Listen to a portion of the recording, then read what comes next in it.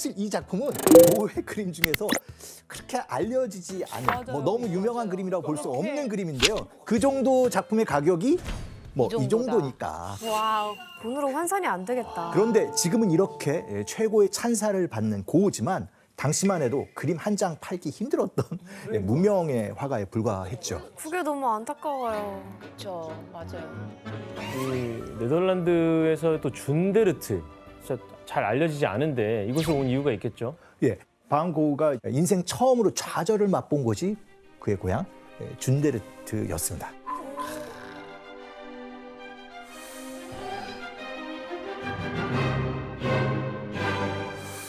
고흐는 1853년 3월 30일 네덜란드 남부의 작은 마을 준데르트에서 6남매 중 장남으로 아, 야, 식구도 육남매였구나. 고흐가 태어난 이곳은 벨기에 국경과 밀접한 농촌 지역으로 이제 개신교 목사인 아버지가 목회 활동을 위해서 터를 잡은 곳이었습니다. 예, 당시만 해도 이 동네에는 카톨릭 신자가 더 많았기 때문에 부모님은 종교적으로 좀 엄격했고요. 종교가 다른 사람들과 어울리면 좀 위험하다고 생각을 했는지 고흐는 이제 가족끼리만 약간 좀 폐쇄적인 분위기 속에서 어린 시절을 보내게 됩니다. 이때 그는 미술을 좋아하는 어머니 영향으로 이제 그림도 그리게 됐는데요. 과연 그의 어렸을 때 그림 실력이 어땠는지 한번 보실까요? 그래도 천재는 어릴 때부터 잘했을 것 같은데. 몇 살 때 그린 거예요, 이게? 11살 때 그린 그림으로 알려져 있습니다. 11살이면 약간 아쉬운데. 아 근데 솔직히 천재의 그림 같이라고 보면 근데 좀 그때 기준으로는 아마 그렇게 잘 그린 거는 아닌 것 아닐 것 같아요. 같아. 그냥 뭐 아직은 뭔가를 좀 기대하기엔 좀 어려운 약간 좀 평범한 수준인데요. 사실 이때까지만 해도 그에게 이제 미술은 뭐 가장 큰 관심사는 아니었습니다. 예, 고흐의 관심은 오로지 그의 교육에 열을 올렸던 아버지 기대에 이제 부응하는 것이었는데요. 하지만 그가 이제 11살에 기숙학교에 들어가서 그때부터 그의 외톨이 기질이 드러나기 시작합니다. 소극적인 성격 때문에 사람들과 잘 어울리지 못했고요. 그때부터 이제 부모님께 수차례 집으로 돌아가겠다는 편지를 썼지만 이제 부모님은 묵살을 하죠. 적응을 못했구나. 이후 입학과 자퇴를 반복하면서 여러 학교를 전전했지만 결국 한 곳도 제대로 졸업하지 못하게 됩니다. 나와 같은 길을 걸었네. 괜찮은 놈이야. 힘들었네요. 괜찮은 사람이. 천재들이 좀.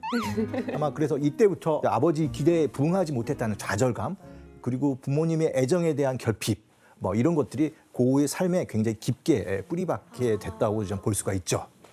그런데 이때 좀처럼 마음을 잡지 못하고 방황하던 고흐에게 이 구원의 손길이 전해지게 됩니다.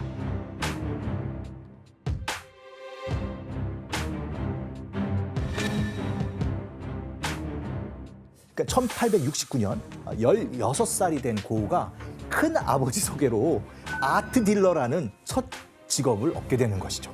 아.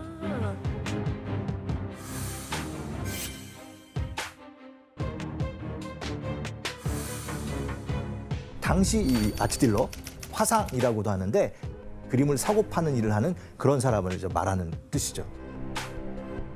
특히 이제 17세기 대항해 시대의 네덜란드는 해상 무역의 중심지가 되면서 풍부한 자본을 바탕으로 투기 광풍까지 불기 시작합니다. 바로 이 시기에 미술에도 투기가 몰리면서 그림을 사고 파는 미술 시장이 형성되게 되었고요. 이런 분위기가 이제 전통적으로 이어지면서 고흐가 아트 딜러로 일하던 19세기까지 미술에 대한 투기적 수요 같은 것들이 계속 이어졌다고 볼 수가 있는 것이죠. 근데 그 학교가 어떻게 보면 어렸을 때 처음으로 자기가 겪는 단체 생활이고 약간 그런 건데 그것도 적응 못했는데 이런 사업을 한다고요? 그러니까 사람을 막 팔아야 되는 거면은 이렇게 이걸 잘 털어야 되는데. 영업을 잘해야 되잖아요. 그러니까.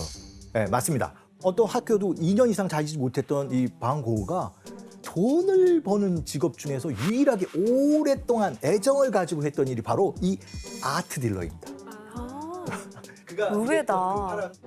그가 일했던 그 화랑 이름은 이제 구필 화랑이었는데요. 당시 이 구필 화랑은 네덜란드 헤이그와 벨기에 브뤼셀, 영국 런던, 그리고 프랑스 파리에도 지점을 가지고 있는 소위 잘 나가는 화랑이었던 거죠.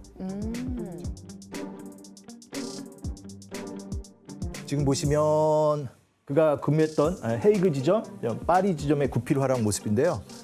약간 앉아 있으면 알아서 사가는 느낌인데. 막 그렇게 적극적일 필요가 없었을 것 같기도 하네요, 생각해보니까. 예, 뭐 보시면 우아하고 세련된 분위기에서 알 수 있듯이 구필 화랑은 뭐 귀족뿐만 아니라 돈 많은 상인이나 부르주아 계급들이 즐겨 찾던 곳이었습니다. 고은은 이곳에서 일하면서 한 달에 100프랑 정도 벌었다고 하는데요. 뭐 연봉으로 따지면 우리나라 돈 한 1,000만 원 정도를 벌었다고 하는데 잘 버는 거예요. 그런데 당시 일반 근로자가 대략 이 정도의 절반 정도의 연봉을 받았다고 하니까요. 아트 딜러로서 뭐 상당히 고수익을 벌었다고 할 수 있죠. 그러네요. 수입이 나쁘지 않았네요. 그럼 당시 아트 딜러로 잘 나가던 고우의 모습을 사진으로 확인해 볼까요? 사진이 있어요? 예, 예. 사진이 있다고? 19살 때 방고우의 모습입니다. 예. 아, 19살 때. 어리네. 고우는 16살부터 23살까지 총 7년 동안이나 화랑에서 근무한 것으로 봐서 고우에게 그림 파는 일은 적성에 맞았던 것 같습니다. 그리고 이제 미술대학을 나오진 못했지만 아트 딜러로 일하면서 수준 높은 그림들을 접하게 됐고요. 뭐 이 과정에서 그림을 보는 안목을 키우게 됩니다. 와. 그리고 가족들에게 편지를 보낼 때마다 자신이 사는 동네를 설명하기 위해 펜으로 그림을 그리기 시작했습니다.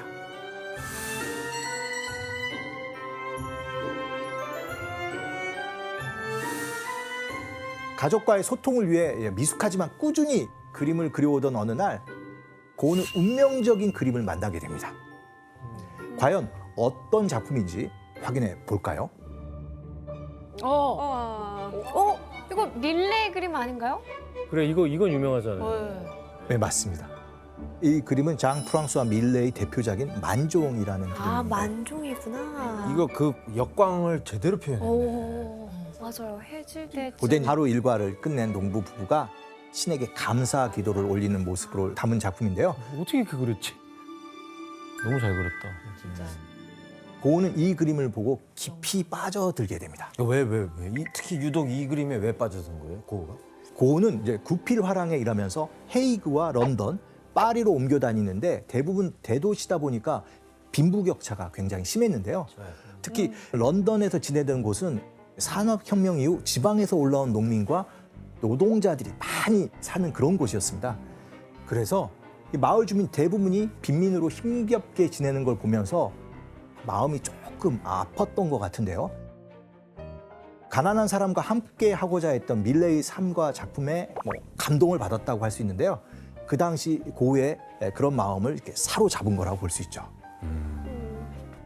그런데 이렇게 빈민에게 연민을 느꼈던 고우는 예상보다 더 빨리 그들과 함께 있을 기회를 찾게 됩니다. 23살이 되던 해 상사와의 불화로 화랑에서 갑작스럽게 해고를 당하게 됩니다. 그렇게 그림을 잘 팔았는데. 고우는 잠시 방황했지만 밀레에게 받은 감동과 아버지의 영향으로 이때 한 가지 결심을 하는데요. 바로 가난한 사람을 돕는 목사가 되기로 한 겁니다. 야.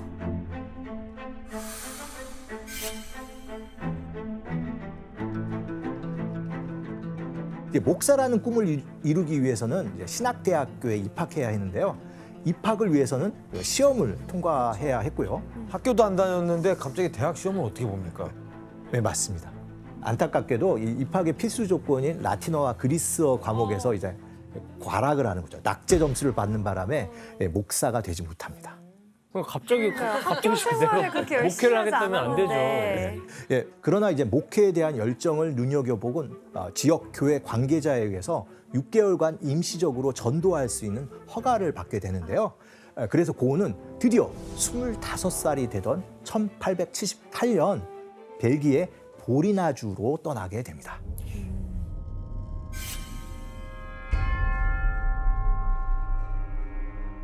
고우가 찾아간 곳은 유럽에서도 악명 높은 탄광지대였습니다. 그리고 탄광촌의 사람들은 고우의 예상보다도 훨씬 열악한 생활을 하고 있었죠. 그러겠지. 당시 고우가 그린 탄광촌 사람들의 그림을 한번 확인해 볼까요? 그림은 또 꾸준히 그리고 있네요. 오. 진짜 일상생활에서 가장 고생을 하는 장면인 것 같아요. 그러니까요. 제일 열악한 상황에서 일하는 사람들을 그렸네요. 이곳 사람들은 무거운 석탄 자루를 나르면서 누구보다도 고된 노동을 하고 있었는데요. 이 모습을 보면 고은은 자신의 물건을 몽땅 가난한 사람들에게 나누어 주기도 했다고 하고요. 뭐 그래서 탄광의 그리스도라는 별명을 얻기도 했다고 합니다. 하지만 이 상황을 보면서 목사인 아버지마저도 도가 지나친 광적인 행동이라고 생각을 하게 됩니다. 게다가 고은은 이전부터 약간의 우울증을 앓고 있었기 때문에 부모님 그를 정신병원에 보내야 한다는 그런 생각까지도 하게 되고요. 이런 부모님의 얘기를 전해 들은 고은은 1년 동안 가족들에게 편지를 보내지 않고 소식을 딱 끊어버립니다. 동료마저도 사실 그를 좀 부담스러워합니다. 너무 헌신적으로 다가오자 이제 광적이라고 좀 생각을 하면서 멀리하게 되는데요. 결국 고은은 혼자 궁지에 몰리게 되는데요. 아이고. 그런데 이때 그에게 인생의 새로운 길을 제시해 준 사람이 등장하게 됩니다. 바로 그의 동생인 테오 반 고흐입니다. 반 고흐의 동생 테오는 네덜란드에서 형처럼 아트 딜러로 일하고 있었는데요. 고흐와 사이가 좋았던 그는 방황하는 형에게 직업 화가를 추천한 겁니다. 그리고 이제 테오는 벌이가 없는 형의 고민을 덜어주기 위해서 마음 편히 그림을 그릴 수 있도록 경제적 지원까지 약속하는데요. 고흐의 집안이 부자는 아니었지만 동생 테오는 아트 딜러로 꽤 성공을 해서 연간 12,000프랑을 벌었다고 하는데요. 연봉으로 치면 약 1억 2천만 원 정도가 되죠. 그 당시에요? 와, 엄청 부자였네요. 엄청 부자네, 진짜. 그래서 태호는 고흐에게 한 달에 약 145만 원 정도를 생활비로 지급했는데요. 그리고 이때 고흐와 동생 태호가 평생에 걸쳐 서로 주고받은 것은 바로 편지였습니다.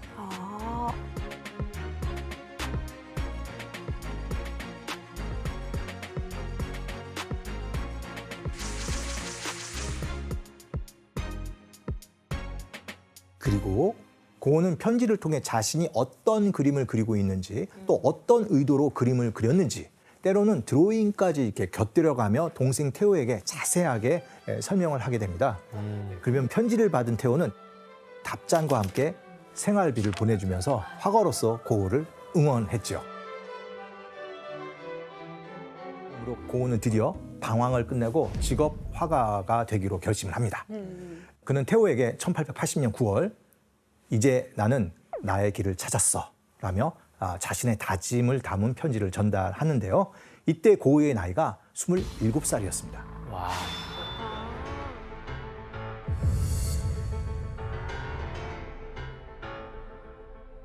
화가가 되기로 한 고흐는 그간 떠돌이 생활을 정리하고 가족들이 있는 네덜란드 에텐으로 돌아가게 되는데요.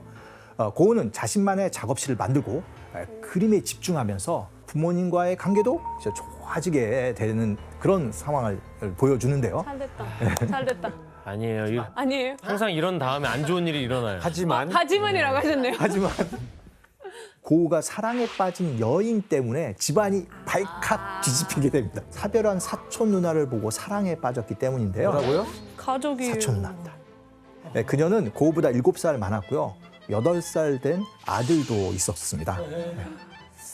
당연히 가족들은 물론이거니와 친척, 친구들까지 완강히 반대하게 되는데요. 야, 이게 미쳤네 하겠네, 진짜. 맞아요. 그래서 그 사촌 누나가 거절하고 그 본인 집으로 돌아갔었는데 그때 빈센트가 포기하지 못하고 따라간 거예요. 에이, 그리고 충격적인 행동을 하게 됐는데 그 등불이 있었는데 그 등불 안에 손을 집어넣어서 이 불 속에 손이 있는 동안만이라도 만나게 해달라 막 이런 협박을 한 거예요. 그래서 그때 사촌 누나도 이제 기겁하고 다 놀라고 그 가족까지 다 말리려고 했을 때는 이제 포기할 수밖에 없었죠. 그래서 아니 가뜩이나 아버지가 이 고흐를 마음에 들어 하진 않으셨는데 이 일로 더 사이가 안 좋아지는 거 아닌가요? 그렇죠. 예, 이 소란으로 이제 머리 끝까지 화가 난 아버지는 결국 고흐를 내쫓고 맙니다. 그리고 할 수 없이 고흐는 1881년 12월 네덜란드의 연안 도시인 헤이그로 떠나는데요. 이곳에 도착한 지 또 몇 주 지나지 않아서 또다시 가족과 불화를 겪게 되는데요. 그가 시엔이라는 매춘부를 사랑했기 때문인데요. 시엔. 게다가 그녀는 4살 연상의 5살짜리 딸을 혼자 키우고 있었는데요. 설상가상 매춘으로 임신까지 한 상태였습니다. 그런 사람을 사랑에 빠졌다고요? 네, 그러니 가족들이 뭐 정말 뜯어 말릴 수밖에 없었던 가족들은 건데요. 그런 당연히 다른 말리지. 남자아이였던 거죠. 그렇죠. 그렇죠. 네. 네. 그러면 하지만 고은은 이번엔 뜻을 굽히지 않았고 그녀를 보살피기로 결심하는데 대체 고우가 그녀의 어떤 부분에 마음을 빼앗겼는지 그림으로 한번 확인해 볼까요? 이 모습을 보고요? 이 모습을 보고 사랑에 빠진 거예요? 뭔가 슬프고 짠하고 동정심이 좀 생기는 그런 느낌인 것 같아요. 이 그림 보시면 이 밑에 슬픔이란 sorrow라는 맞아요. 글이 쓰여져 있습니다. 그래서 작품 제목도 슬픔으로 알려진 작품인데요. 고우의 사랑은 뭐 아름다움이나 찬란함보다는 슬픔에 가까운 감정이었다고 볼 수 있습니다. 네, 그림 속 여성은 아름답지도 젊지도 않고요. 매춘으로 인해 임신을 해갖고 배는 살짝 이렇게 튀어나와 있습니다. 가슴은 늘어졌고요. 머리를 팔 안에 이렇게 수그려 얼굴을 감추고 있는데요. 아마 고은은 자신처럼 외롭고 평탄하지 않은 삶을 살았던 시엔에게 측은지심을 느꼈던 것 같습니다. 그리고 불어로 밑에 써 있어요. Comment se fait-il qu'il y ait sur la terre une femme seule? 그래서 자기가 보살펴야 되는 약간 그런 책임감이 있었다는 거죠. 아무래도. 예. 방금 말씀하신 대로 자신만이 그녀를 구원할 수 있다는 책임감이 도리어 이제 기뻤던 겁니다. 저 이거 정신과 의사한테 들은 거 있어요. 구원환상이라는 병이 있대요. 아, 고우가 항상 이제 보살피고 싶어하고 막 그랬잖아요. 힘든 사람들을. 그런 마음에서 사랑하게 됐구나. 와. 근데 이게 사랑이 뭐 어떻게 된 거예요? 이루어져요? 안 이루어졌겠지. 평범하지 않은 사랑에 빠지는 고우를 가족은 결코 용납할 수 없었고요. 이런 뭐 가족들의 압박은 고우에게 엄청난 심적 부담을 줬는데요.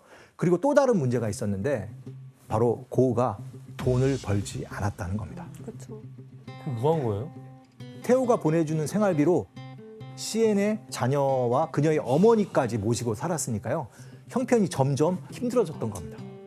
아, 결국 시엔은 생활비를 벌기 위해서 다시 매춘을 시작하게 됐고요. 화가 난 고은은 시엔과의 사랑을 마치게 됩니다.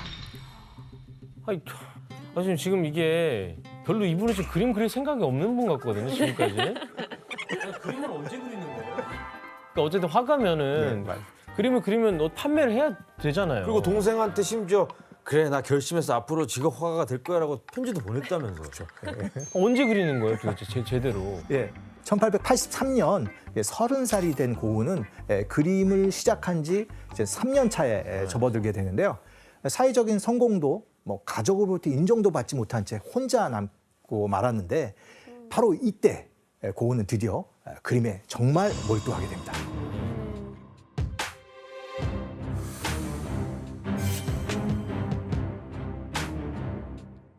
그리고 이후 이 시절 고우의 뭐 노력이 아주 집대성한 대표작이 탄생하게 되는데요. 그림을 한번 볼까요? 맞아. 이거 실제로 봤어요. 우리가 알고 있던 고우의 그림과는 사뭇 다른 분위기의 그림인데요. 그러네요. 작품 제목은 감자 먹는 사람들입니다. 아 감자였구나. 난 무슨 물만두인 줄 알았어요. 네, 이 그림은 이제 고우가 나의 첫 작품이라고 할 만큼 애정을 가지고 그렸던 그림인데요. 와. 그가 왜 이 그림을 그렸는지 고우가 편지에 남긴 글이 있는데요. 규현 씨가 좀 읽어주시겠어요? 그들이 노동을 통해 어떻게 그들의 음식을 얻었는지를 그리고 싶었다. 나는 문명인과 분명히 다른 이들의 생활 방식에 대한 느낌을 보여주고 싶었다. 하루 종일 고된 노동을 하면서 감자를 캐고 그 손으로 이제 돌아와서 찐 감자를 먹는 그곳에서 이제 삶의 진실을 아마 고우는 느꼈던 것 같은데요. 게다가 하루 종일 감자를 캔 투박한 손으로 감자를 먹는 모습을 그린 점에서 노동을 귀하게 여기는 고우의 태도를 엿볼 수가 있습니다. 맞아요. 미술사를 공부를 할 때 항상 이 그림이 나올 때 포인트가 항상 손이에요. 왜냐면 그 손이 특히 하루 종일 일하는 사람들의 손이 너무 잘 표현되어 있어서 항상 손의 이야기 나와요. 네, 맞습니다. 그렇군요. 그리고 바로 이 시기부터 고우는 좀 본격적으로 농민, 노동자들을 그리기 시작하는데요. 1884년부터 1885년 이 겨울 동안에만 무려 40여 점이 넘는 농부들의 초상화를 그리면서 스스로 나는 감자 먹는 사람들과 살았고 호흡했다고 말할 정도로 가난한 노동자들은 그의 그림 인생에서 중요한 가치관으로 자리 잡게 되죠. 그래서 어쨌든 이제 뭐 그림에 몰두한 고흐의 첫 작품인데 올리비아 씨 이때 그림 보고 사람들 반응은 어땠어요? 이 그림을 사실 다시 판화로 만들어서 이제 친구에게 선물을 했대요. 보내서 선물을 했는데 그 친구 반응이 이게 뭐야? 왜 이렇게 어둡고 왜 이렇게 우울한 그림을 그렸나? 그러네. 그럴 수 네. 있어. 그때 트렌드하고 또 너무나 달랐던 스타일이니까 그쵸. 그 평가가 별로 안 좋았어요. 예, 고흐는 그림에 열정을 쏟아부었지만 스스로의 만족과는 달리 사람들에게 인정받지 못했던 겁니다. 그래서 좀 더 색채가 다양한 예술을 보고 배우려고 했는데요. 이를 위해 그가 선택한 곳이 바로 프랑스 파리였습니다. 그렇죠. 모든 예술가들이 이제 파리로 갔었죠. 결심이 선 고흐는 동생 테오에게 연락을 취했고요. 함께 몽마르트에 정착하게 됩니다.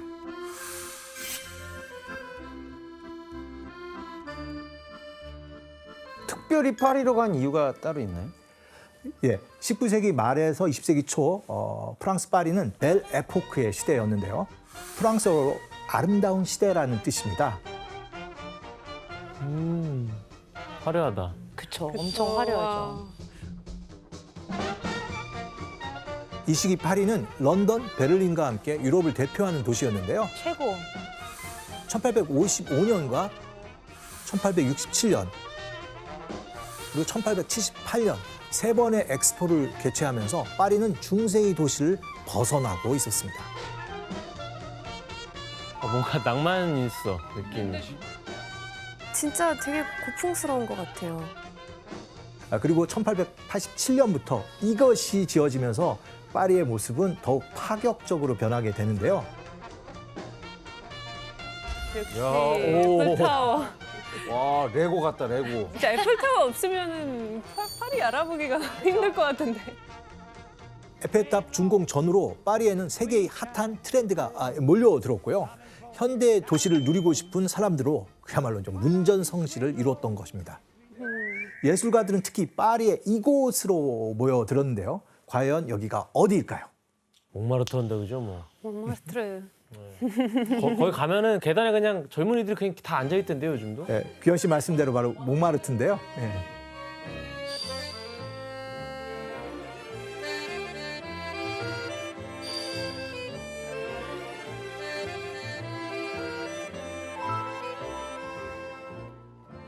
평지였던 파리 중심지에 비해서 언덕이었던 탓에 상대적으로 집값이 저렴했습니다.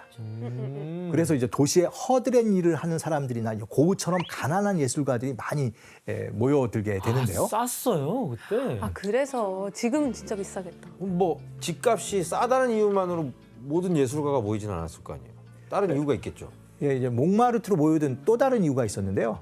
파리의 도심은 술값이 비쌌는데 몽마르트는 상대적으로 술값이 저렴했습니다. 싼 술을 팔았구나. 예, 바로 초록 요정이라 불렀던 술 앱상트입니다.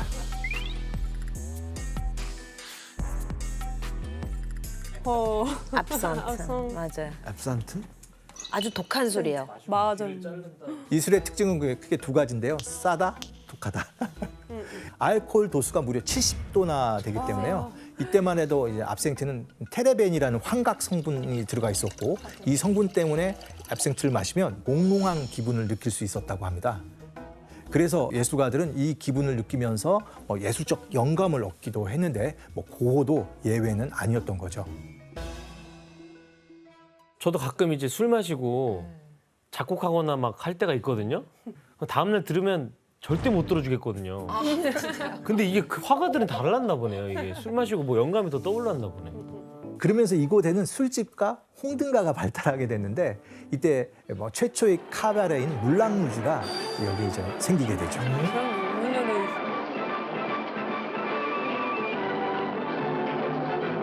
좀 시켜버려라고? 캉캉. 난 저 춤을 솔직히 무슨 의도인지 모르겠어. 약간 속옷 보여주는 느낌 나면서요. 그렇죠. 당시만 해도 정숙함이 미덕이었던 시절이어서 여성들이 다리를 드러내고 춤을 춘다는 것은 거의 파격 그 자체였습니다. 캉캉을 추는 댄서들은 노출에 관대한 편이었고요. 그래서 예술가들에게 뭐 누드 모델이 되어주기도 했는데 모델비가 없어서 자화상을 그려야 했던 가난한 화가들에게 그야말로 그림을 그리기에 최적의 장소였던 것이죠. 이처럼 몽마르트만의 장점이 점차 입소문을 타면서 더 많은 예술가들로 붐비게 되었는데요. 이때 몽마르트를 찾은 대표적인 화가가 누구인지 한번 그림으로 확인해 볼까요? 마네. 인상주의가 뭔지 모르겠어요. 인상주의가 정확히 뭔지 모르겠어요. 이전에 화가들이 그리려고 했던 기록적인 그림들은 이제 사진이 대신 다 하니까 그거 이상을 화가들은 그릴 필요가 있었던 것이죠. 그렇죠. 그래서 인상주의 화가들은 바로 이제 현장에서 자기가 느낄 수 있는 그 감동을 화폭에 담으려고 했고, 그리고 바로 이때 인상주의라는 말이 탄생하게 되는데요.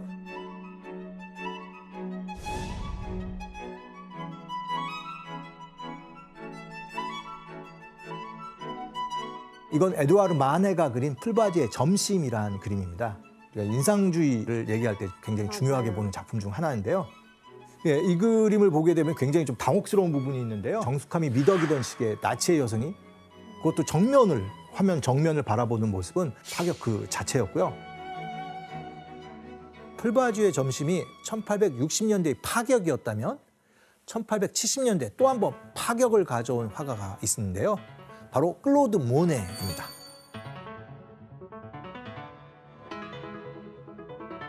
이 그림은 모네의 인상 일출이란 그림인데요. 보시면 붓터치가 굉장히 자유롭게 호방하게 정말 빠르게 움직이고 있는데요.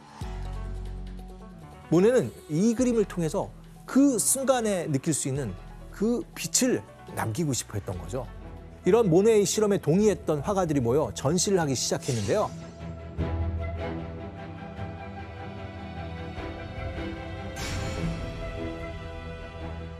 하지만 당시 신문들의 반응은 상당히 매서웠습니다. 혹평했겠지. 그러니까. Exposition des peintres impressionnistes. Madame, cela ne serait pas prudent, retirez-vous. 게다가 그림을 본 한 평론가가 마네의 그림은 마치 색종이를 오려 붙인 듯 납작하다. 벽지 밑그림만도 못한 조잡한 낙서화라고 평가하게 되죠. 그런 말 했던 사람들이 지금 후회 많이 했겠어요. 지금. 하지만 인상주의 화가들은 곧 그들의 그림을 인정받으면서 파리를 대표하는 화가로 자림해 나가게 됩니다. 바로 이들이 꽃을 피우던 시기 고흐가 파리를 찾게 되는데요.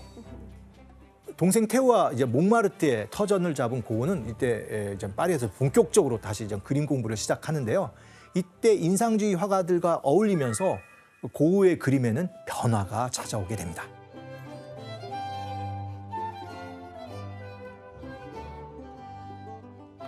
오, 완전 바뀌었다. 그리고 완전 이제 고흐 느낌이 나네요. 왼쪽의 그림은 인상주의 화가들을 만나기 전에 파리 풍경이고요. 예전 스타일이네. 예. 오른쪽 그림은 이들과 이제 만나면서 변화를 시도한 그때 그린 그림이라고 볼 수 있는데요. 색채가 더 밝아졌어요. 그렇죠. 예, 감자 먹는 사람들처럼 어둡고 묵직한 톤의 그림과 달리 파리 시절의 그림은 화사한 색채가 두드러지죠. 막 이렇게 1년 1년 만에. 차이. 그러니까. 인상주의 화가들의 영향으로 선명한 색채의 물감을 다른 색과 섞지 않고 그대로 사용해서 몽마르트의 풍경을 담아냈는데요. 달라졌어.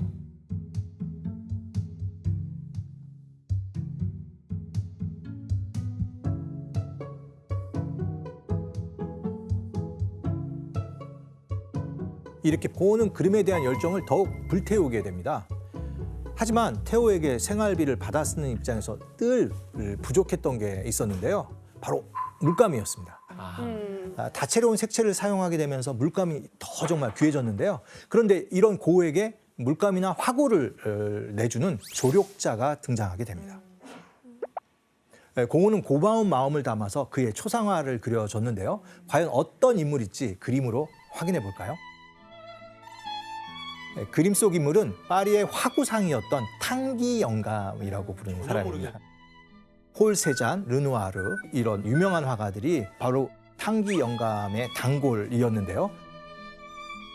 탕기 영감은 동생인 태호와 함께 화가 고우를 응원했던 든든한 지지자였는데요. 그런데 탕기 영감을 그려준 화려한 색채의 고우의 그림을 보면 유럽 감성이라고 하기엔 조금 낯선 그림이 눈에 띄는데요. 혹시 찾으셨습니까? 게이샤. 페이스도 있고 후지산도 있는 것 후지산 같은데. 그러니까 아 그러네 후지산이 있네. 다 그게 정말 신기했죠. 예, 이건 우키요에라고 하는데요. 당시 인상주의 색채와 함께 고우가 빠져 있었던 일본의 판화로 만든 풍속화라고 할 수 있겠습니다.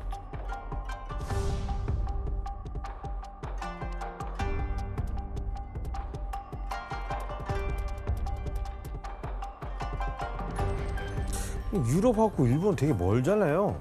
근데 고우가 어떻게 일본풍에 빠지게 된 거예요? 일본 사람이 왔나? 예, 사실 지금 고우는 파리에 오기 전에 일본의 그 주요 무역항이었던 벨기에의 안트워프에서 일본 미술을 이미 접한 경험이 있었습니다. 그리고 고우가 파리에 건너왔을 땐 이미 세계 박람회를 통해서 일본 미술이 전파되었고요. 그러면서 일본 미술에 대한 관심이 굉장히 커졌죠.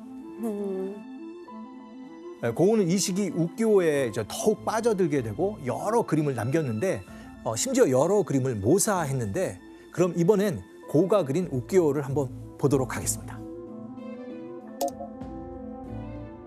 예, 이 그림은 고우가 그린 오이란이라는 그림인데요. 파리에 오기 전에 그림과 비교해 보면 색감과 구도, 맞아요. 그림 톤 굉장히 과감해진 걸 알 수 있습니다.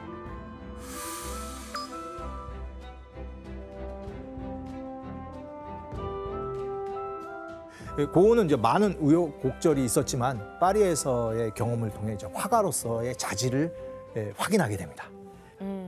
그리고 영감을 얻기 위해 새로운 곳으로 떠나게 되는데요. 파리에서 자신의 그림이 판매될 거라고 기대했습니다. 하지만 그림을 잘 파는 동생 태호가 그렇게 노력을 했는데도 그림 한 장 팔리지 않았던 거죠. 고우에겐 이 위기를 돌파할 방법이 필요했는데요. 그때 고우는 일본을 그러니까 태양빛이 강렬한 곳으로 생각을 했고요. 바로 그런 자연환경 때문에 우키요에 같은 강렬한 색채의 작품이 탄생할 수 있다고 생각했던 거죠. 그래서 고우는 따뜻한 남쪽으로 가려고 했고요. 그곳에서 예술적 영감을 얻으려 했죠. 그렇죠. 드디어 그가 그림을 그리기 시작한 지 8년째가 되던 1888년 35살의 나이에 남쪽의 작은 마을인 아를로 떠나게 된 겁니다.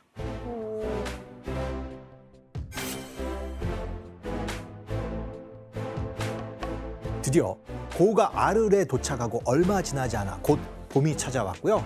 나무에 꽃들이 피기 시작했는데요. 강렬한 햇살과 선명한 자연의 색상의 영감을 받은 고우는 곧장 화구를 들고 나가서 하루 종일 풍경을 화폭에 담기 시작하죠. 그리고 그해 5월 그는 그림에 더욱 몰두할 운명적인 장소를 찾아내는데 그곳이 어디인지 그림으로 확인해 볼까요? 고우가 그린 건가요? 또? 이곳은 고우가 화가 인생에서 가장 사랑했던 안식처이자 작업실이었던 노란 집인데요. 집 두 채가 보이는데 이 중에서 오른쪽 집에 이제 살고 있었던 거 2층 집처럼 보이죠. 예. 네. 외관은 좀 이렇게 집이 단정해 보이는데 실제로 이 집은 40년이나 된 굉장히 낡고 좀 깨끗하지도 않은 그런 집이었고요. 바로 뒤를 보시면 철도가 있죠. 밤낮으로 기차가 다니는 아마 그런 소음이 있는 그런 집이었다고 생각이 됩니다. 하지만 고우는 이 집이 이제 마음에 들었고요. 그래서 곧장 태호에게 연락을 취해서 이 집을 얻을 돈을 요청하게 됩니다. 또 태우.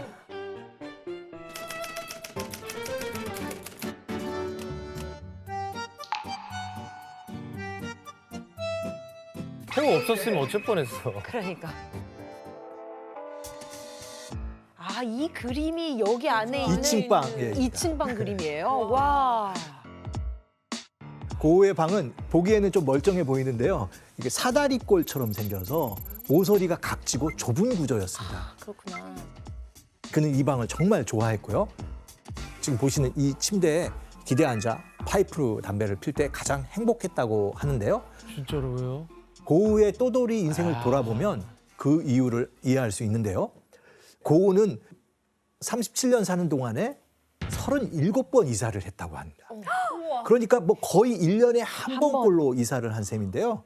그러니 아르이라는 곳에 가서 처음으로 자신만의 공간을 가지게 됐고요. 그래서 이 아르의 방에 굉장히 애정을 많이 가졌다고 합니다. 그래서 그림을 그렸구나, 그 방 그림을 또.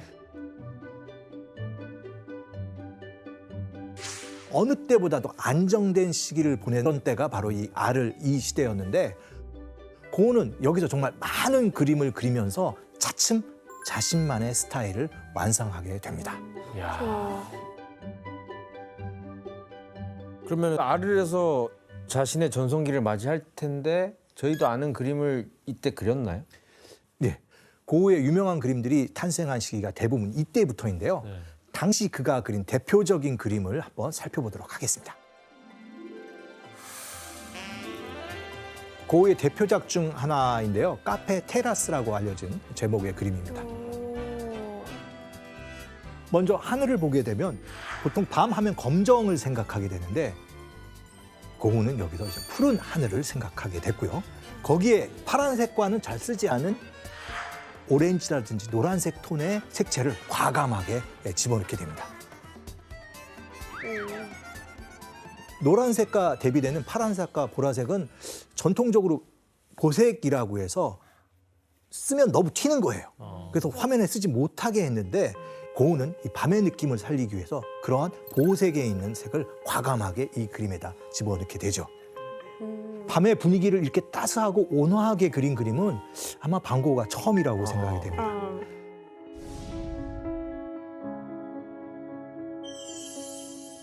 맞아요.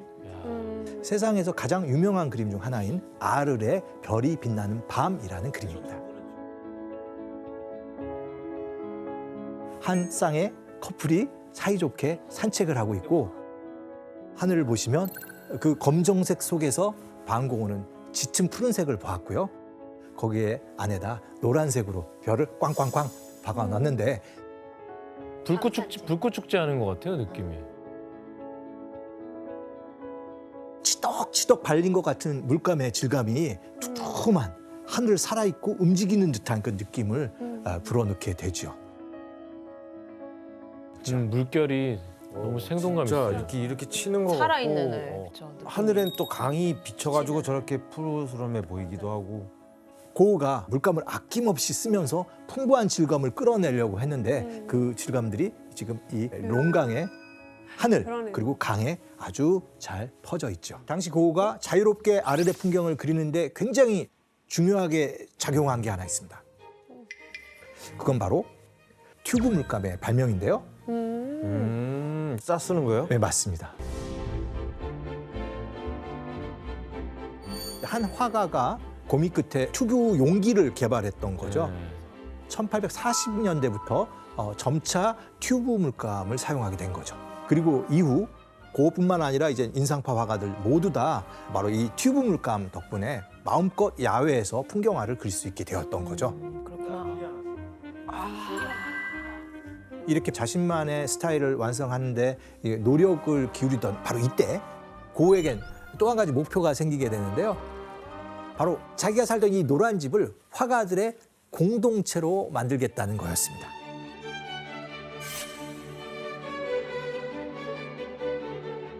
대인관계에 서툴렀던 고흐였지만 그는 화가들이 힘을 모아서 서로 발전을 돕는 그런 공동체의 설립을 꿈꿨던 겁니다. 무엇보다도 외딴 곳에서 혼자 그림을 그리면서 좀 아마 외로움도 많이 느껴졌는데요. 그래서 이제 외로움을 채워줄 동료가 필요했던 것이죠. 그래서 고흐는 파리에 있는 친구들에게 아르로 내려와서 같이 화가의 공동체를 만들자라는 초대 편지를 보내기 시작했습니다. 야, 근데 지금 뭐 목마르 떤다고 해서 되게 행복해하고 있을 친구들이 고흐의 편지만 받고 아르까지 내려온 분이 있었나요? 예, 노란 집에 오겠다고 연락을 준 사람이 있었는데요. 누구죠? 이 사람을 정말 목이 빠지게 기다렸는데 과연 그가 누구인지 그림으로 확인해 볼까요? 잠깐만, 로버트 다우니 주니어 아니에요? 바로 폴 고갱입니다. 네, 고갱? 엄청 유명한 분이잖아요. 그렇죠. 교과서에 실릴 정도로 유명한 그림인데요. 타이티의 여인들 이 그림으로 유명해졌고요. 들어봤어요. 훗날 프랑스 후기 인상파의 선두 주자로 알려져 있는데요. 폴 고갱은 프랑스 파리에서 태어났지만 어린 시절을 남미 페루에서 보냈는데요. 그리고 이후 파리로 돌아와서 증권 브로커로 일하기 시작합니다. 그런데 1882년 주식시장이 붕괴되면서 직업을 잃었고 평소 미술품에 관심이 많았던 그는 이때 화가가 되기로 결심을 하죠. 그리고 이후 동생 테오가 고갱을 후원하면서 1887년 파리에서 처음 만나게 되고요. 고은은 자신처럼 미술대학에 다니지도 않고 늦깎이 나이에 그림을 시작한 고갱에게 친근감을 느꼈습니다. 그래서 자신이 꿈꾸는 화가들의 공동체에 고갱이 합류하길 원했던 거죠. 그런데 고갱은 고우의 계획에 크게 흥미를 느끼지 못했는데요. 하지만 테오가 아르레 내려가서 고우와 함께 지내면 생활비를 지원해주겠다는 말에 아르로 이사할 결심을 하게 됩니다. 대박 진짜. 태호 없으면 어쩔 뻔했어. 그 아무리 고우라고 해도. 와. 이미 그림 포기했을 수도 있어요. 그쵸. 거의 뭐 고우를 만든 사람은 태호예요. 맞아요. 네. 와. 당시에 그가 고갱과 함께 지낼 때는 300프랑, 그러니까 대략 한 달에 한 300만 원씩 보내줬는데요. 당시 물가로는 그렇게 어렵지 않게 생활할 정도를 계속 지원해줬던 겁니다. 와. 완전 뭐. 태호 너무 착하다. 네. 진짜 동생한테 진짜 잘해야겠다. 고우 씨는 갚아야 됩니다, 이거. 테오가 돈을 더 들여서라도 고갱을 지원해준 거는 사실 형을 응원하기 위한 것으로 추측이 됩니다. 당연히 그러겠죠. 형제들끼리 편지를 주고받으면서 아르레에서 고우가 얼마나 외로워했는지, 고갱을 얼마나 간절히 기다렸는지 누구보다도 잘 알고 있었던 거죠. 그렇죠. 네, 그리고 마침내 고우는 동생 테오에게 기다리고 기다렸던 고갱이 아르레 온다는 소식을 듣게 됩니다. 얼마나 좋아했겠다. 신나했을까. 네, 이때부터 고우는 손님인 고갱을 맞을 준비로 바빠지는데요. 고우가 고갱의 방을 꾸미기 위해 준비한 건 바로 해바라기 그림입니다. 해바라기, 그 해바라기 준 거예요? 우리가 이제 고우하면 가장 떠오르는 작품이 바로 이 해바라기인데요. 맞아요. 이 해바라기는 원래 고갱의 방을 장식하기 위해 그려졌다는 게 참 흥미롭습니다. 와 진짜 많이 그렸다. 각종 해바라기를 다 그려다 붙여놓은 거예요? 네, 맞습니다. 고갱의 방을 전부 해바라기 그림으로 가득 채워주고 싶었는데 힘들어서 일단 4개만 그림으로 알려졌습니다. 그런데 여기서 놀라운 점은 이 4점의 그림을 고우가 1888년 8월 20일부터 26일까지 일주일 남짓한 기간 동안에 그렸다는 겁니다. 와. 고우는 고갱이 시골 마을인 아르레 이제 매력을 느끼지 못할까 봐 약간 노심초사 걱정을 했던 것 같은데요. 그래서 그의 눈을 사로잡을 특별한 것이 필요하다고 생각했고 해바라기를 그리게 된 거죠. 야. 교수님 근데 왜 하필 해바라기를 그린 거예요? 해바라기가 어떤 의미가 있어요? 고갱이 어린 시절을 보낸 남아메리카에서 서식하는 곳이 바로 해바라기였습니다. 때문에 고갱에게 해바라기는 향수를 불어일으키는 꽃이었죠. 그걸 기억하고 있던 고우가 고갱을 위해 선물로 해바라기를 그려준 겁니다. 그렇군요. 두 사람은 정말 의기투합을 해서 매일 함께 그림을 그리고 여러 이야기를 나누는 관계가 됐죠. 하지만 이런 평화로운 상황은 오래 가지 못하게 됩니다. 아이고 왜 또. 고갱이 마음속에서 고우에 대한 불만이 점점 쌓여갔고요. 고우도 고갱의 말이 어느 순간부터 잔소리로 들리기 시작했습니다. 이제 고갱은 고우가 물감을 엉망진창으로 뒤섞인 채 대충 마르도록 내팽개춘다고 불만을 표하기도 했던 것 같은데요. 그리고 전해지는 얘기로는 주방 살림이 서툴러서 맛없는 수프를 내놓은 것도 아마 두 사람의 룸메이트로서 관계를 좀 나쁘게 하는데 원인이 됐다는 얘기도 있고요. 점차 성격 차이 그런 것들이 점차 생활을 하다가 부딪히면서 관계가 좀 나빠졌던 것 같습니다. 아, 역시 룸메랑은 어디서든 다 싸우는 거구나.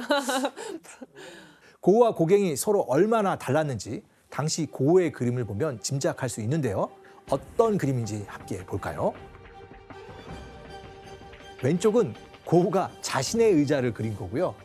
오른쪽은 고갱의 의자를 그린 겁니다. 이 두 그림을 나란히 놓고 보면 환한 낮에 그려진 고우의 의자에 편안하게 담뱃대가 놓여 있습니다. 밤에 그려진 고갱의 의자는 고우와 달리 팔걸이가 있는 암체어 의자고 촛불과 책이 놓여 있고요. 고우는 자연스럽게 놓인 의자처럼 감정적이고 솔직한 사람이었다면 고갱은 사색을 즐기며 고집이 좀 센 사람이었다고 볼 수 있겠습니다. 네, 맞아요.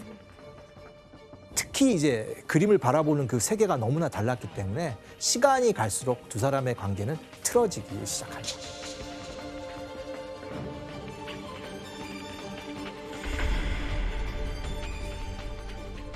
그래서 두 사람 사이가 좀 안 좋아졌나요? 그때 당시에는 거우가 그 환청하고 그 신경증이 좀 심했었는데 그때 태호한테 쓴 편지를 보면 거우가 그런 말을 해요. 고갱하고 싸울 땐 방전된 배터리처럼 머리 통 빈다. 막 그런 내용도 있고 극도로 흥분하면 발작하고 환각이 일으켜서 나중에 그 상태를 기억하지 못하는 거예요. 그래서 고갱은 이 모습을 보면서 이미 거우가 제정신이 아니라고 생각했던 거죠.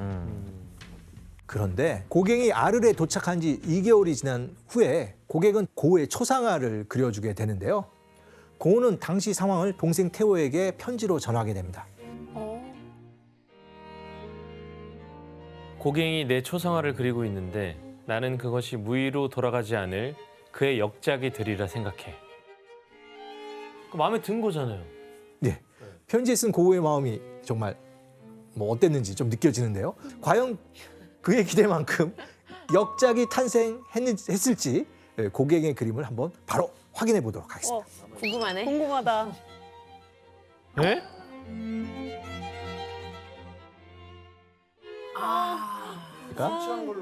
뭔가 우울해 얼굴이 보인다. 뻘개요. 피곤해 보이고. 거의 코가 빨갛잖아. 지금 술김에 그렸다 이렇게 한 건가? 정말 실망했겠네요. 그림은 고갱이 또 위에서 이렇게 내려다보는 구도로 되어 있고요. 이런 시점을 보게 되면 은연중에 고우를 자신보다 아래로 보는구나. 낮춰보는 고갱의 속마음까지도 느껴지는 것이죠.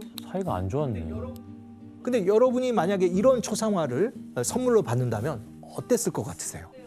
뭐 고맙다고는 얘기하지만 아 그래 너 나 이렇게 생각한다고? 고우도 역시 자신의 모습이 맞지만 미쳐버린 내 모습이야 라고 말했을 정도로 그림에 대한 실망이 컸던 것 같습니다.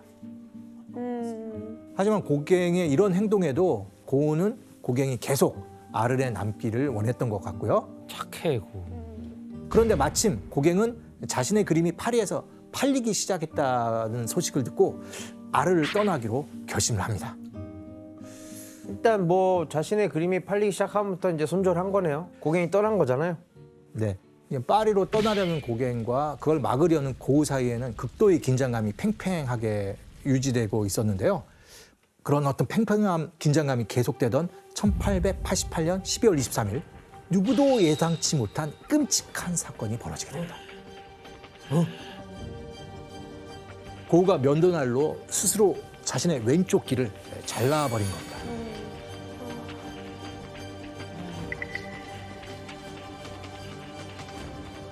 당시 다툼 끝에 고갱이 파리로 떠나면서 발작을 일으킨 고우가 자신의 귀를 잘라버린 겁니다. 아이고야. 이때 고우의 귀 상태가 어땠는지 소견서를 한번 확인해 볼까요? 사건 당시에 그려진 건 아니고 1930년에 기억을 더듬어 그렸습니다. 위쪽에 정상적인 귀 그림에 빗금이 쳐진 게 보이시죠? 네. 고우의 귀가 저만큼 확 절단돼서 귓볼 쪽만 조금 남아 있는 걸 표시했다고 볼 수 있고요. 와 아예 없어. 왜 그랬을까요? 근데 왠지 그냥 지금까지 흐름으로 봤을 때는 고갱이 떠난다니까 너 가면 나 귀 자른다. 귀 자른다. 그래 잘라. 그래 자르고 뭐 이런 느낌 아니에요? 아, 그때 사실은 고우가 태호 자기 친동생한테 어떤 편지를 받았는데 이제 결혼한다는 소식을 들은 거예요. 그래서 딱 그 소식을 받고 나서 아, 이제 태호도 나를 떠나겠구나. 나를 버리겠구나. 그래서 그때 이런 행동을 했다는 그런 소문도 있어요. 이 이후에 어떻게 된 거예요, 고우는? 결국 그는 고갱이 없는 텅 빈 집에서 절망에 빠져 그림을 그리기 시작했는데요. 이때 어떤 그림을 그렸는지 화면으로 확인해 보도록 하겠습니다. 왠지 엄청난 그림을 그렸을 것 같아요. 이거 유명한 그림이잖아, 자화상을 이게. 그렸네. 바로 이 그림. 이건 고우가 귀에 붕대를 감은 자화상인데 이 그림을 보면 바로 뒤에 이재엘이 있잖아요. 아, 이제 자기가 여전히 화가로서 다시 쓰려고 한다라는 그런 의지를 보여준 그림이 이 그림이라고 할 수 있죠. 그는 이렇게 그림을 다시 그리려고 노력은 하는데요. 몸과 마음을 정말 회복하려고 여러 시도를 하지만 결국 정신질환이 계속 재발하면서 1889년 5월 36살의 나이에 스스로 생레미 정신병원에 입원하게 됩니다.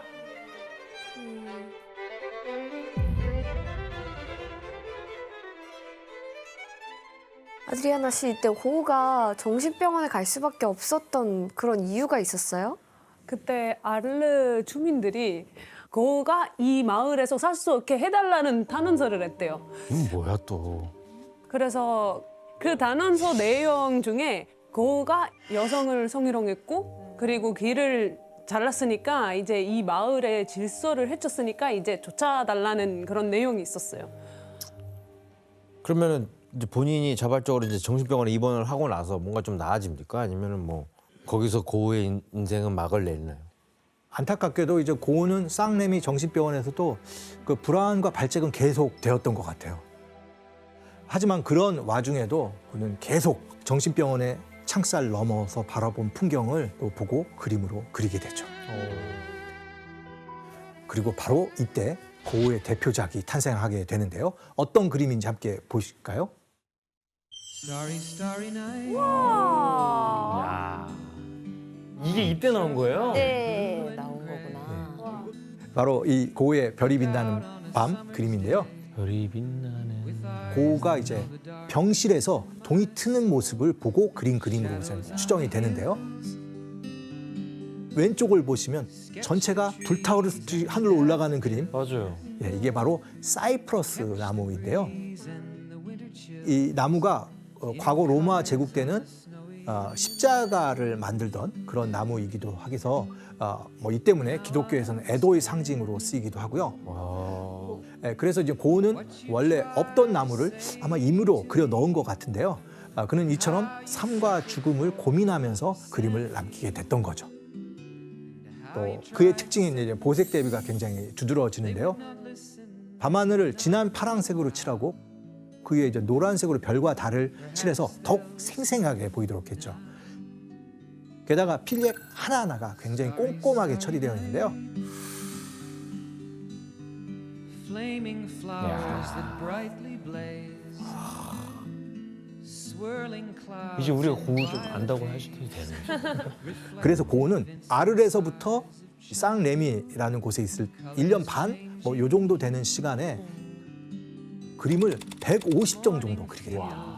거의 사흘에 하나씩 그림을 그리게 되는데요. 교수님, 근데 아까 고우가 귀를 자르고 나서 몸이 계속 안 좋지 않았나요? 어떻게 이렇게 많은 그림을 그렸어요? 그러니까. 그러게요.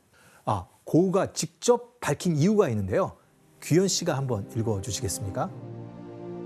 돈 문제와 관련해 내가 기억해야 할 것은 50년을 살면서 1년에 2,000프랑을 쓴 사람이라면 평생 나는 10만 프랑을 쓴 게 되는데 그렇다면 그는 당연히 10만 프랑을 벌어야 한다는 사실이다.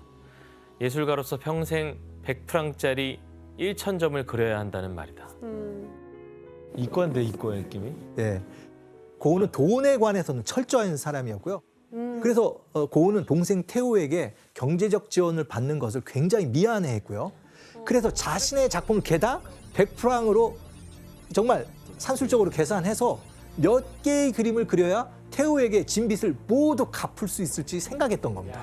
야, 그래도 이게 그런데 이제 결과적으로 그가 죽기 전까지 그린 작품 수는 유화를 기준으로 해서 약 800여 점이거든요. 그걸 비슷하게 그렸네. 네, 그가 1000점을 그리겠다는 목표를 거의 달성한 셈입니다. 대단해. 이처럼 고우가 동생을 생각하는 만큼 형에 대한 태호의 애정도 남달랐는데요. 그는 아들을 출산하자 형 이름을 그대로 따서 빈센트 빌렘 반 고흐라고 이름을 지어줍니다. 이건 서양에서 의미가 아주 크죠. 그렇죠. 예. 태호는 아들을 통해 형에 대한 사랑과 응원의 메시지를 보냈던 겁니다. 멋지다. 태호는 정말 진짜 저런 그런 진짜 감동. 모두가 원하는 동생이잖아요. 저런 동생이 있을까? 이 소식을 듣고 그의 이름이 자기와 똑같다는 이야기를 듣고 고우는 사실 기뻐하면서도 굉장히 좀 두려워하는 바가 있습니다. 진짜로 왜요? 자기처럼 불행하게 될까 봐. 아. 하지만 그가 조카의 탄생을 기념하면서 그림을 그려서 선물하게 되는데요. 어머. 이 그림 역시 엄청난 걸작입니다. 이거 우와, 우와, 나 어떤 저거 그림인지 뭐였죠? 한번 네, 확인해 이거 볼까요? 진짜 열심히 그렸을 것 같아, 이 그림은. 와, 이런 의미인 줄 몰랐네요. 아니 이건 또 다르네요. 그림체가 이게 동양화 같아요. 이게 진짜 유명한데 음. 근데 이런 의미 있었는지 몰랐네요. 이게 이름이 뭐지? 여기 그려진 나무는 아몬드 나무인데요. 서양화에서는 이 아몬드 나무가 가장 먼저 봄을 맞이하는 그런 꽃을 피우죠. 맞아요. 정말 이렇게 보시면 만개한 꽃도 있지만 막 움틀려고 하는 새싹들이 보여서 네네네. 생명의 탄생을 축하하는 듯한 그런 느낌이 확 풍기죠. 그래서 고은은 정말 혼신을 다해서 이 그림을 그렸고요. 바로 그 때문인지 이 그림을 완성하고 나서 며칠 동안 알아 누웠다고 합니다. 이야. 대단하네요, 진짜. 3월 파리에서 열리는 전시회에서 고흐의 그림이 10점 출품하게 된 것이죠. 그때 고흐 그림에 대한 반응은 어땠어요?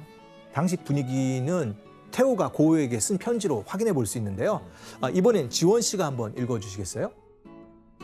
전시회에 형이 있었다면 얼마나 기뻤을까. 형의 그림은 잘 배치되어 있고 아주 잘 보여. 많은 분들이 나에게 형의 칭찬을 부탁하러 왔어. 고갱은 형의 그림이 전시회의 핵심이라고 말했어. 그 사이 멀어졌던 고갱도 와서 진짜? 인정을 한 거예요. 인정을 하고 사이도 안 갔다는 좋았는데도 말이니까. 이제 조금씩 인정을 받기 시작하는 것 같아요. 네. 그리고 같은 해 벨기에 브뤼셀에서 열린 전시회에서 고흐의 작품이 6점이 또 전시되었는데요. 드디어 고흐의 그림이 판매가 된 거예요. 첫 판매예요? 첫 판매요? 믿어지지가 않네요, 정말. 이건 붉은 포도바지라는 작품입니다. 예쁘다. 고흐 특유의 강렬한 색채와 붓터치, 생동감 있는 묘사가 인상적인데 이 그림은 고흐가 생전에 처음이자 마지막으로 판매한 뭐 그런 그림입니다. 와. 첫이자 마지막이요? 예, 그럼 이게 도대체 얼마에 팔렸어요? 이 그림을 당시에 그 돈요 화가였던 간나보스에게 팔았는데요. 그때 400프랑에 팔렸는데 요즘 돈으로 치면은 400만 원 정도. 그리고 20년 뒤에 러시아 사람이 이 그림을 샀는데 그때 3만 프랑에 샀어요. 근데 재미있는 거는 이 그림의 보험 가액만 8천만 달러예요. 그러니까 한국 돈으로는 950억 원이 되는 거예요. 보험만. 네. 야, 그 사람 그거 가지고 있었으면 그거 아이 그럼. 지금 팔면 이제 지금 후손들까지 다 잘 살고 있겠죠. 네. 예. 이제야 사람들이 고흐의 작품을 알아봐주기 시작했지만 그의 상태, 특히 좀 몸 상태가 너무 안 좋았고요. 그에 따라서 이제 정신질환도 더 심해지기 시작했습니다. 예, 그림을 그린 지 10년째가 되는 1890년 5월 고흐는 치료를 또 받기 위해서 거처를 옮기는데 그가 찾은 곳은 바로 파리 근교의 오베르라는 곳이었습니다. 이 오베르는 파리와 가까워서 동생 테오와도 쉽게 만날 수 있었고요. 또 무엇보다도 테오가 소개해준 의사가 있었는데 가셰 박사라고 알려졌는데요. 이분이 고흐를 돌봐주기로 했죠. 그리고 고흐는 이곳에서 거의 하루에 한 점씩 정말 그림에 매달리게 되는데요. 그런데 생각보다 아르레 붉은 포도바디 외에 그림이 또 팔린 것도 아니고 이제 엎친 데 덮친 격으로 동생 테오가 아프면서 아유. 가세가 기울기 시작했습니다. 고우는 미래에 대한 확신이 사라져 갔고요. 끊임없이 지속되는 정신질환에 지쳐버렸고 결국 1890년 7월 27일 그는 낡은 총을 들고 옥수수 밭으로 걸어 들어가 그리고 자신의 가슴을 향해 방아쇠를 당겼죠. 자살했구나. 자살이었구나. 하지만 비 맞았고요. 왜? 고우는 피를 흘리며 숙소로 다시 돌아옵니다. 그리고 고우의 신음소리를 듣고 그의 상태를 눈치챈 여관집 주인이 급히 의사를 불렀지만 더 이상 손 쓸 방법이 없었던 겁니다. 다음 날 소식을 들은 태우가 서둘러 고우를 찾아왔는데요. 그때 고우는 자책을 하며 동생에게 이런 말을 했다고 하는데요.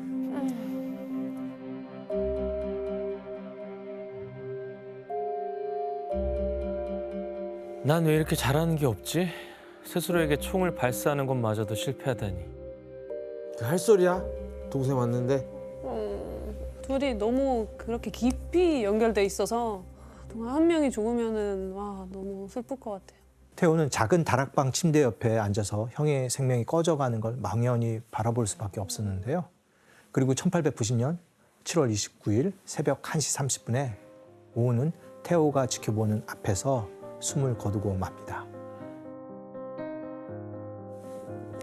이때 고우의 나이는 37살이었죠. 아유. 37살에 돌아가셨구나. 아휴, 왜 또 자살을?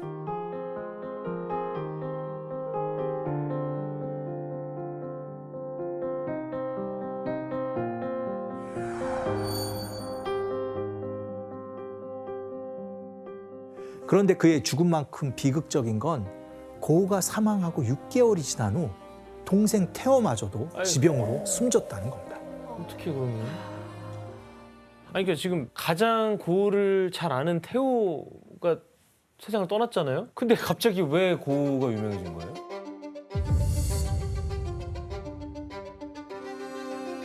무명의 화가였던 고우가 전 세계적으로 사랑받는 미술계 최고의 셀럽이 될 수 있었던 건 바로 태호의 아내인 요한나 덕분입니다. 아.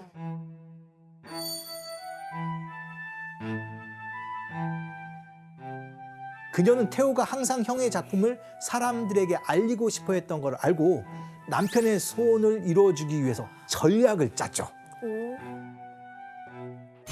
첫 번째는 그림의 가치를 높이는 일이었습니다. 고우가 세상을 떠나고 15년 후인 1905년 암스테르담 시립미술관에서 고우의 회고전이 열리게 되는데 이때 고우의 작품이 480점이 전시되게 됩니다. 480점이나 네. 진짜 많이. 그리고 요한나는 런던 내셔널 갤러리에 해바라기를 판매하는데요. 누구나 방고우의 대표작을 볼 수 있도록 사람들이 많이 드나는 세계적인 국립미술관에 작품을 판매한 거죠. 소수 부자의 소유물이 아닌 공공재로서 누구나 해바라기를 볼 수 있게 된 겁니다. 그 덕분에 고우의 작품은 더욱 가치가 높아지게 된 거죠. 그러니까 이게 지금 마케팅이 성공을 해서 어쨌든 간에 이름값이 올라가고 그러면서 다른 작품들도 주목을 받았다는 거잖아요. 왜냐하면은 1890년 그 해부터 그의 작품이 굉장히 주목을 받았는데 안타깝게도 그가 그 해에 요절을 하게 된 게 한 점밖에 못 팔렸다면서요. 하지만 평단에 대한 반응도 굉장히 긍정적이었고요.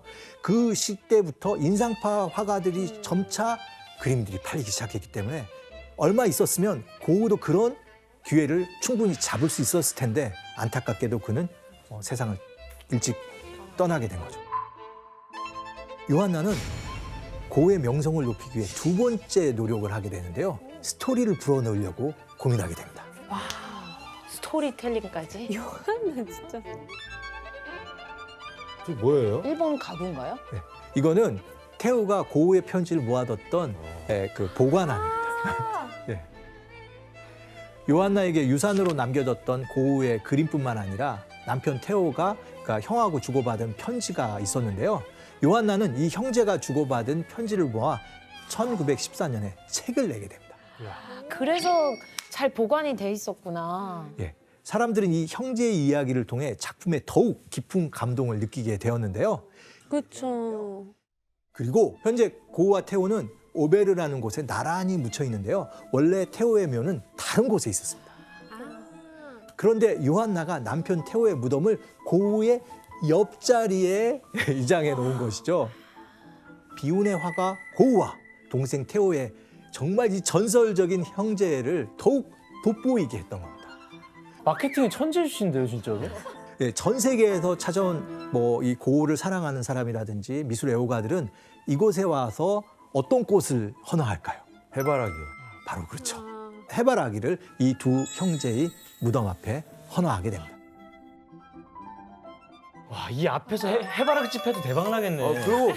그리고 심지어 아들 이름이 방고우야. 아니 마케팅에 정말. 정말 좋은데요. 귀재세요. 천재네.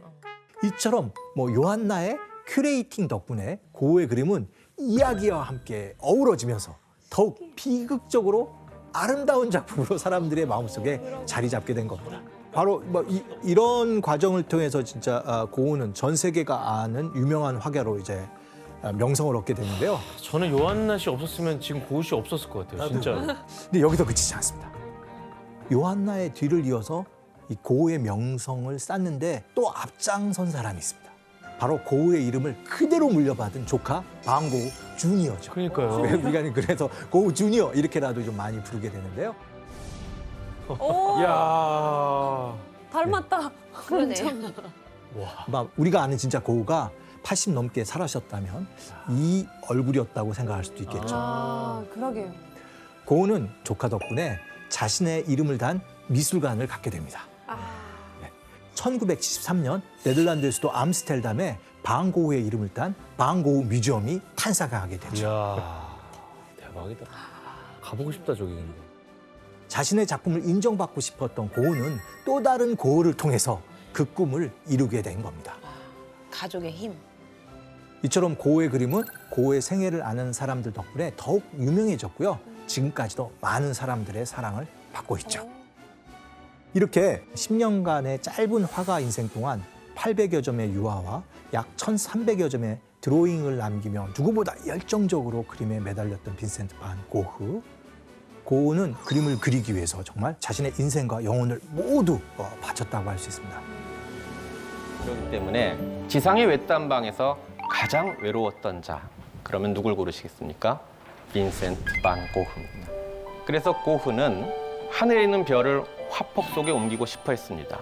그는 론강의 별이 빛나는 밤과 별이 빛나는 밤 두 개의 작품을 그리게 됩니다.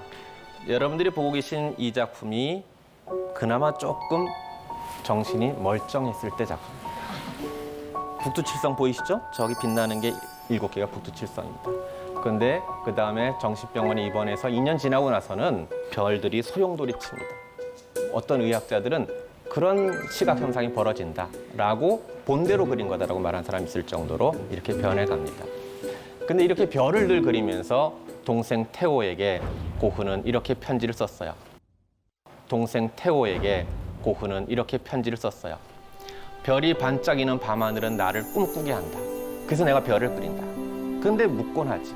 왜 프랑스 지도상의 점에 가듯 나는 왜 창공에 빛나는 저 별에게는 갈 수가 없는 걸까?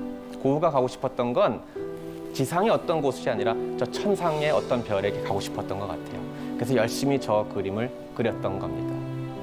그래서 우리가 이쯤에서는 예의상이라도 고흐를 위해서 바친 명곡 돈 맥클레인의 빈센트 들어주셔야 될 것 같습니다. Starry, starry night. Paint your palette blue and gray. Look out on a summer's day with eyes that know the darkness in my soul. Shadows 그대 on the 듣고 있는가? 그리하여 과연 별이 빛나는 밤에 저 하늘의 별을 맑은 정신으로 바라본 적이 있는가? 혹시 우리는 외롭지 않아서가 아니라 외로움을 느끼지 못할 정도로 외롭게 살아 그만 밤하늘의 별을 잊은 것이 아닐까? 신이 우리를 떠나간 것이 아니라 우리가 신을 떠나보낸 것은 아닐까? 그런 생각이 들 때면 고흐를 보라. 그 처절한 고독이 저토록 빛나는 별을 밤하늘에서 화폭 속으로 옮겨놓을 수 있었으니까. 자신을 태워 우리를 비춰주는 그야말로 저 하늘의 별인 것을 이제 우리는 안다. 별은 밤하늘에 쓴 신의 시니까. 별이 빛나는 밤에 오늘 여기까지입니다. Starry, starry